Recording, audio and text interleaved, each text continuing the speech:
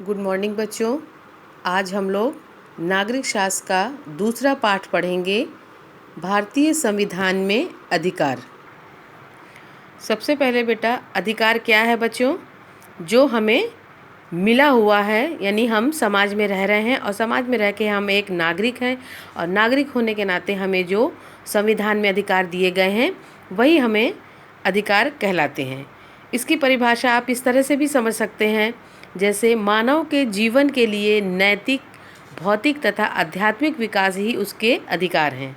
संविधान द्वारा जनता को प्रदत्त किए गए अधिकार ही मौलिक अधिकार कहलाते हैं। मौलिक अधिकार संविधान के भाग 3 में अनुच्छेद 12 से 35 में दिए गए हैं। इसे यूएसए के संविधान से लिया गया है। इसे मैग्ना कार्टा के नाम से भी जाना जाता है। बच्चों, अब ये मैग्ना कार्टा क्या है?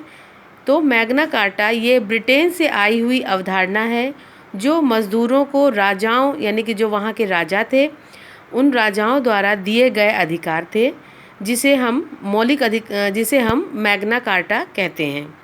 मौलिक अधिकारों की संख्या 7 थी।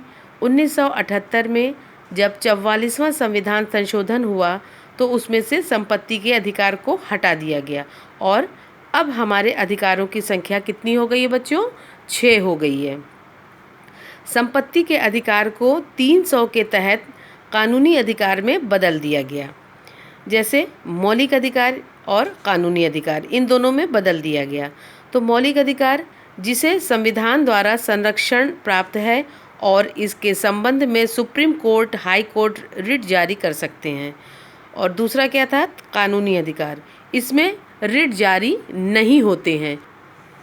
फिर है बच्चों आपका मौलिक अधिकारों का महत्व, यानी लोकतंत्र की सफलता में सहायक, नागरिकों के व्यक्तित्व में सहायक, शासन की मनमानी पर रोक लगाने के लिए, समाज के विकास में सहायक, यानी कि ये हमारे मौलिक अधिकारों का महत्व है। भारतीय संविधान में अधिकार। भारतीय संविधान में नागरिकों को 3 प्रकार के अधिकारों को यथास्थान शामिल किया गया है।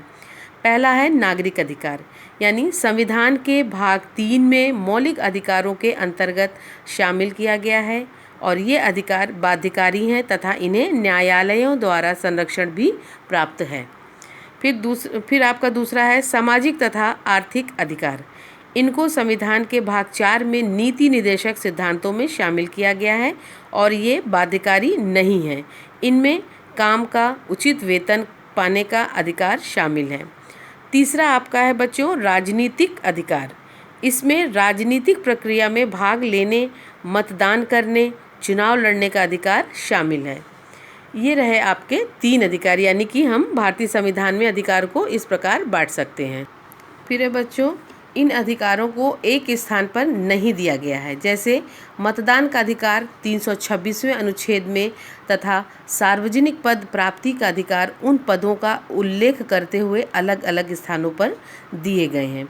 मूलतः अब हमारे अधिकारों की संख्या कितनी है बच्चों? 6 है, जिसमें आपका समानता का अधिकार, स्वतंत्रता का अधिकार, शोषण के विरुद्ध अधिकार, धार्मिक स्वतंत्रता का अधिकार, संस्कृति तथा शिक्षा का अधिकार और संवैधानिक उपचारों का अधिकार है।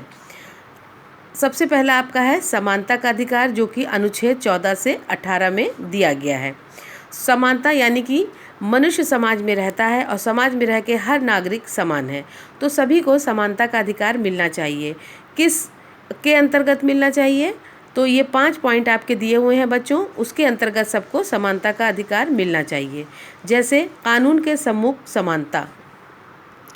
कानून के सम्मुख समानता का क्या अर्थ है? संविधान के 14वें अनुच्छेद के अनुसार भारतीय राज्य किसी भी व्यक्ति को कानून के सम्मुख समानता अथवा कानून के समान संरक्षण से वंचित नहीं करेगा।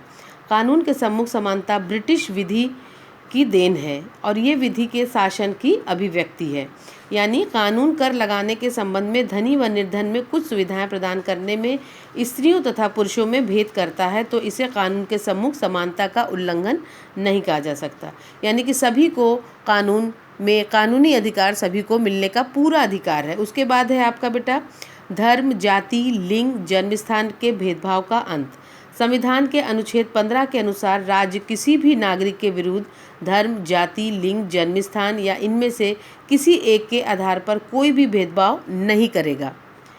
इस अधिकार का आशय यह है कि केवल धर्म, जाति, लिंग या जन्मस्थान के आधार पर किसी भी नागरिक के सार्वजनिक स्थानों में प्रवेश करने पर कोई भी प्रतिबंध नहीं होगा।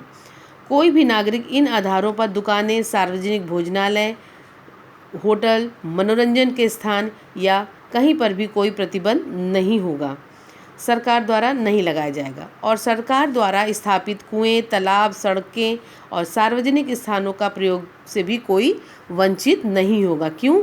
क्योंकि सभी को धर्म, जाति और लिंग तथा जन्म स्थान के अंतर्गत भेदभाव नहीं करना है। तीसरा है सरकारी सेवाओं के विषय में अवसर की समानता, यानी संविधान के अनुच्छेद 16 के अनुसार केवल धर्म, जाति, वर्ण आदि के आधार पर राज्य के अंतर्गत किसी रोजगार, नियुक्ति और किसी उच्च पद प्राप्त करने के संबंध में किसी नागरिक के साथ भेदभावपूर्ण नीति का उपयोग नहीं किया जाएगा। इस अधिकार के अंतर्गत भारत का प्रत्येक नागरिक राज्य का उच्च पद प्राप्त कर सकता है, चाहे वो स्त्री हो या पुरुष हो।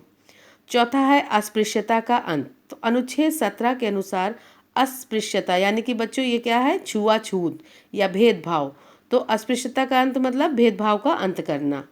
इस अधिकार के अंतर्गत किसी नागरिक को अस्पृश्यता के आधार पर किसी अधिकार से वंचित नहीं किया जाएगा। जो व्यक्ति ऐसा करने का प्रयत्न करेगा, राज्य की ओर से उसे दंडित भी किया जाएगा। क्यों? क्योंकि इसके साथ ही अछूत जातियों तथा पिछड़ी जातियों की उन्नति के लिए संविधान ने अनेक प्रकार की विशेष सुविधाएं भी प्रदान की हैं। जैसे इनके लिए सरकारी सेवाओं में पदों के स्थान आरक्षित कर दिए हैं, इन्हें निःशुल्क शिक्षा प्राप्त करने की छूट दी गई है और सरकार की ओर से इन्हें आर्थिक सहायता भी दी जाती है। फिर बच्चों इसी में आपका आता है 5वां पॉइंट है उपाधियों का अंत। संविधान के अनुच्छेद 18 के अनुसार उपाधियां समानता के मार्ग में बाधक होती हैं और समाज में विषमता पैदा करती हैं। इसीलिए सेना तथा शिक्षा संबंधी उपाधियों के अतिरिक्त उन सभी उपाधियों को समाप्त किया गया जो कि ब्रिटिश शासनकाल में प्रदान की जाती थीं। संविधान में इस बात का स्पष्ट उल्लेख किया गया कि यदि कोई भी भारतीय किसी विदेशी राज्य से किसी भी प्रकार की उपाधि स्वीकार नहीं कर सकता है, किंतु विदेशी यानी जो भारत के अधीन सेवा में हो, वो केवल राष्ट्रपति की अनुमति से किसी विदेशी राज्य की उपाधि ग्रहण कर सकता है। अब बच्चों आगे कल हम लोग पढ़ेंगे। दूसरा है स्वतंत्रता का अधिकार। तो बाकी का अधिकार हम लोग बच्चों कल पढ़ेंगे।